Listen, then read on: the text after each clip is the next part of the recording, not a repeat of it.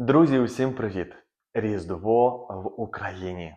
Свято, яке об'єднує. Коли приходить зима і сніг покриває землю білим покривалом, українці починають готуватися до одного з найулюбленіших свят – Різдва. Святкування Різдва в Україні відбувається з 24 по 25 грудня, але підготовка розпочинається задовго до цього. Переддень свята, святвечір, 24 грудня, є особливим часом, коли сім'ї збираються разом, щоб насолодитися святковою атмосферою. На святвечір традиційно ставлять на стіл 12 пісних страв, які символізують 12 апостолів. Це не лише смачна вечеря, а й важлива частина релігійного обряду.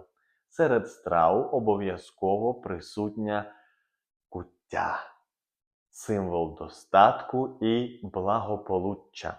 Готують її з пшениці, змішуючи з медом, горіхами і сухофруктами. Існує повір'я, що вживаючи куттю, ми не лише насичуємо своє тіло, а й молимося за душі померлих родичів. На столі також кладуть сіно, яке символізує скромність, адже саме в яслах народився Ісус Христос. У центрі столу запалюють свічку, яка уособлює світло і надію. Як тільки сім'я сідає за стіл, всі запалюють свічки, що наповнюють кімнату теплом і затишком. Дідух – це традиційний український символ Різдва, який уособлює зв'язок із предками, достаток і подяку за врожай. Його назва походить від слова «дід», що символізує старших у роду. А сам він виступає оберегом і важливою частиною святкових обрядів. Дідуха зазвичай ставлять на почесному місці в хаті перед святвечором, запрошуючи таким чином духів предків на святкову вечерю. Він символізує добробут, благополуччя та є виразом вдячності за плоди землі. У традиційному господарстві дідуха виготовляли з останнього або найкращого снопа, зрізаного під час жнив, що також мало глибокий ритуальний зміст.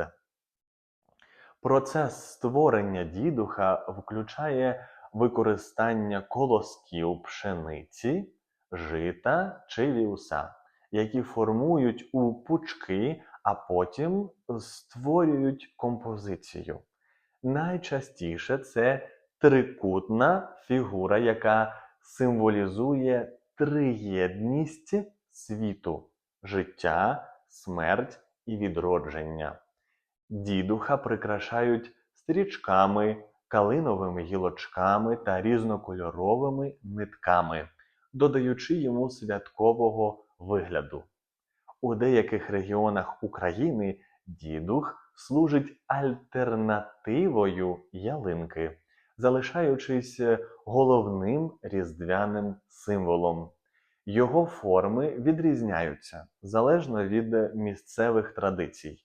Наприклад, дідуха могли виготовляти у вигляді павука, складної геометричної конструкції або просто як декоративний букет.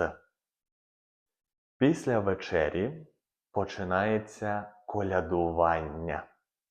Це особлива традиція, коли молодь ходить від хати до хати, співаючи колядки. Вони одягаються в яскраві костюми, несуть зірку, символізуючи зірку, що вела мудреців до Віфлієму. Колядники вітають господарів з Різдвом і за пісні отримують солодощі або гроші. Це не лише розвага, а й важливий ритуал, що зміцнює зв'язки між людьми. Але однією з найцікавіших частин святкування є вертеп – театралізоване дійство, яке розповідає про народження Ісуса. У вертепах зазвичай беруть участь актори, які грають ролі святих, ангелів, пастухів та навіть тварин. Вертепи можуть бути як домашніми, так і вуличними. І кожен рік вони розгортаються у різних куточках України. Ця традиція дуже популярна, адже вона поєднує елементи театру та релігійної проповіді, роблячи святкування ще більш насиченим і веселим. Різдво – це не лише святкова вечеря, а й час для молитви. Багато українців відвідують церкву на різдвяну службу, яка стає кульмінацією свята. У церкві віруючі моляться за мир і благополуччя, а після служби повертаються додому, щоб продовжити святкування разом із родиною.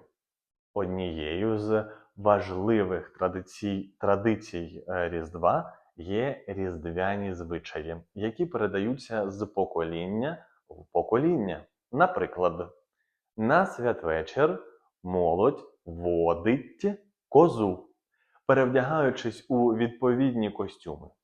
Ці обряди додають атмосфері свята кольору і веселощів, а також символізують добробут і родючість у новому році. Сьогодні Різдво в Україні поєднує стародавні звичаї з сучасними ідеями. Молодь святкує з новими підходами, проте дух свята залишається незмінним. Колядки та сімейні традиції передаються з покоління в покоління, зберігаючи українську культурну спадщину. Різдво – це свято, яке дарує радість, надію і відчуття єдності з родиною та близькими. Нова радість стала, яка не бувала, над вертепом зірка ясна на весь світ засіяла. З Різдвом Христовим!